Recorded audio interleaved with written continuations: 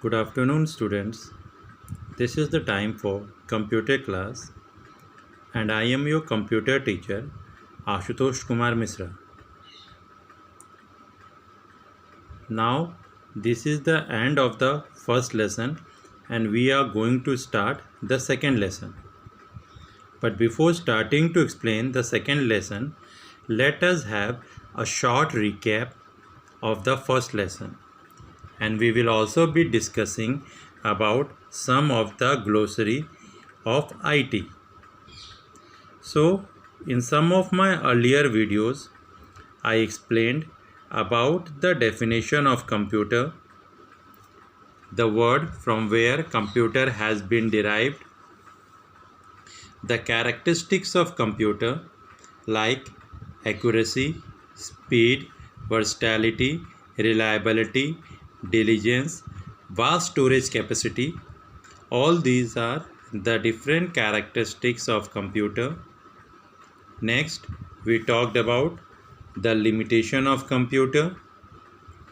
The limitations of computer are inability to think of its own, inability to take decision, inability to express ideas, inability to learn and implement.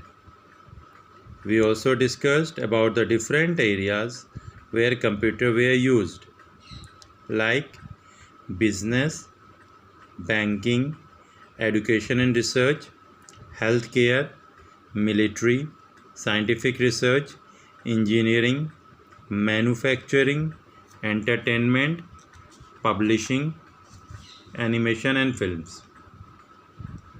We also discussed about the core function of computer that follows the IPO cycle.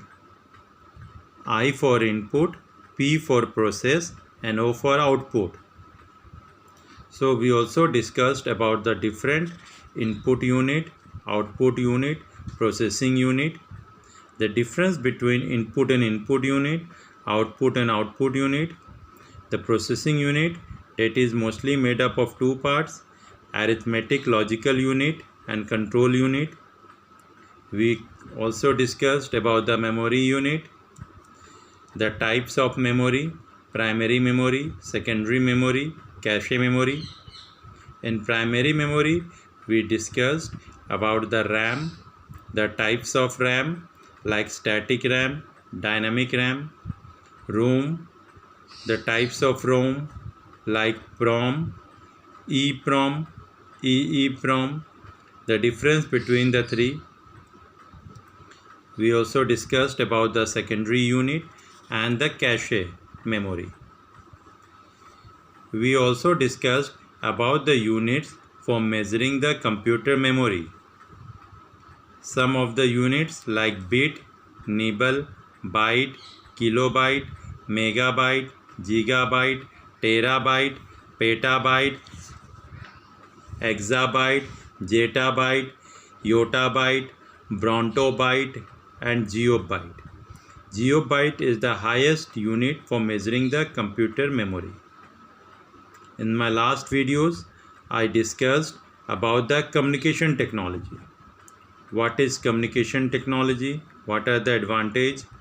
Some of the services of communication technology like email, e-business, e-banking, e-learning, e-shopping, multimedia message service, e-reservation, e-group, e-governance.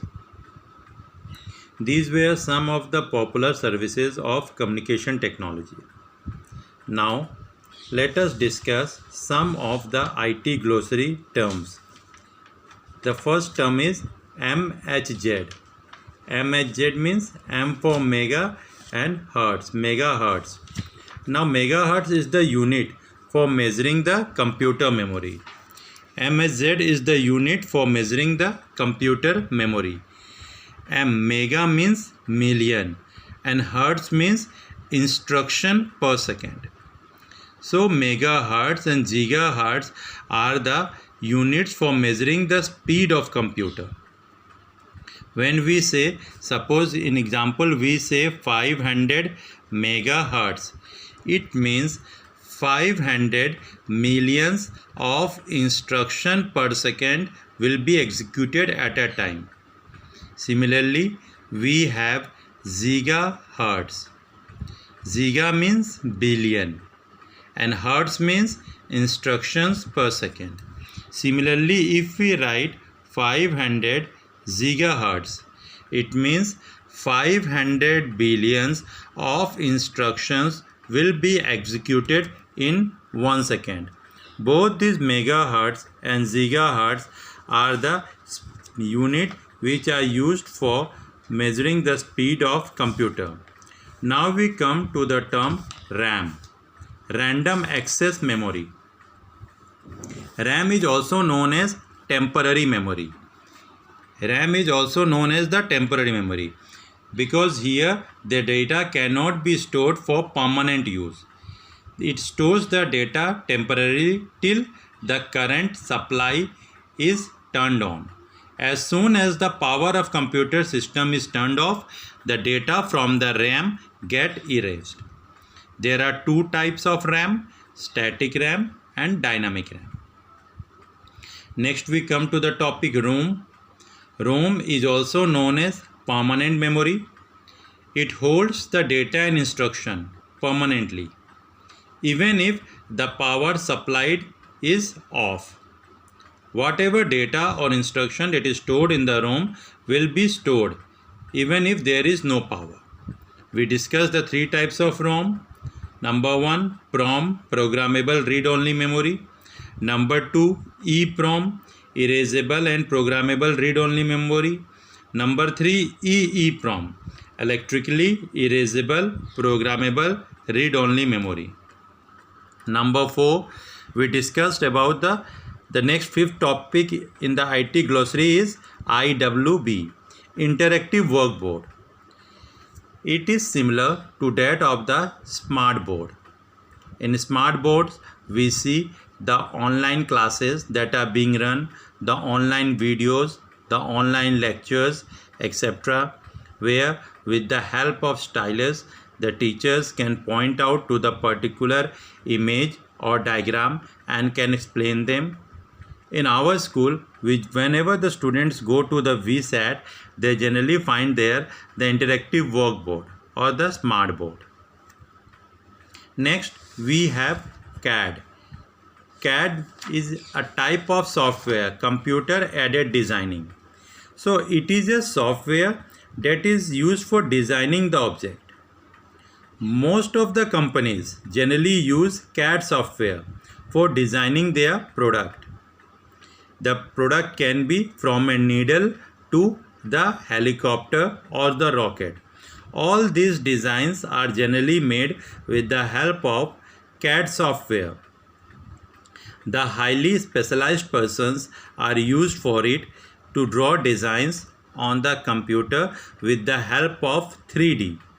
Here we do not need pencil, paper or eraser.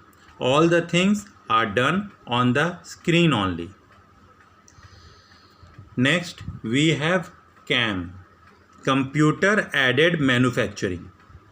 Now computer aided manufacturing is another manufacturing unit where mostly computers are used, like robotics, the big automobile industries, the big petrochemical industry where we have heavy machines, and in order to run those machines, computers are used. The instructions from the computer are given on those machines either to run them or to stop them. Next we have DTP, desktop publishing.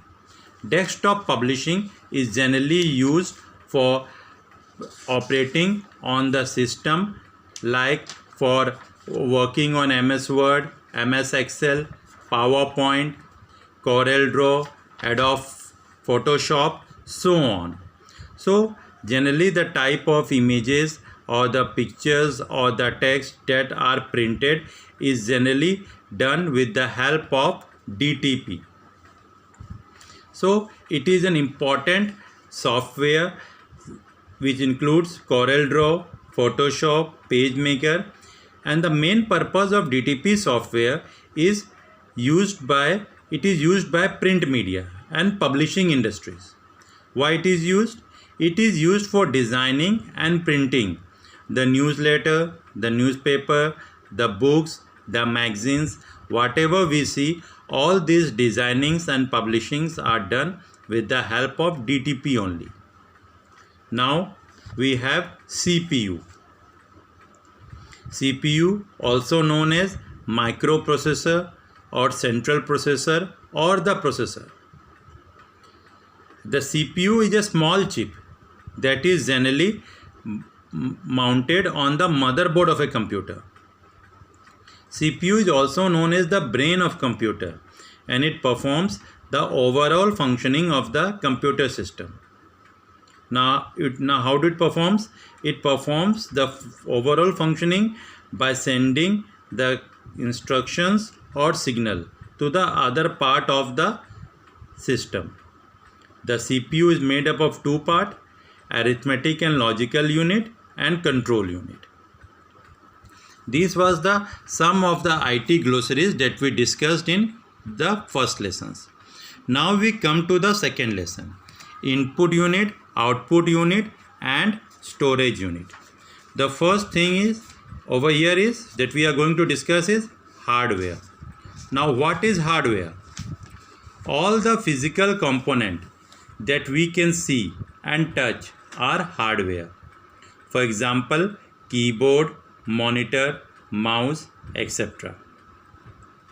There are many hardware components that make up the computer system. Remember, each hardware has its own functions. The different hardware that we use perform their own functions, like the mouse, the keyboard, the joystick, all they performs their own functions that are assigned to them. Next, we come to the topic software. What is software? The software comprises all the instructions and the programs that makes the hardware work. Without software, no instruction would be given to the hardware and the hardware would not work. So software is an important part of the computer system. The hardware is the electronic or the mechanical equipment that makes up the computer, while the software is the set of instructions that tells the hardware how to perform the task. The computer unit is mainly comprises of the following: first, the input unit; second, the processing unit; third, the output unit; and fourth, memory and storage unit. So this was all about this video. We will be discussing the different types of input unit, the different types of output unit and memory storage unit in the next videos. We will be also discussing about what is computer peripheral in our next videos. Thank you.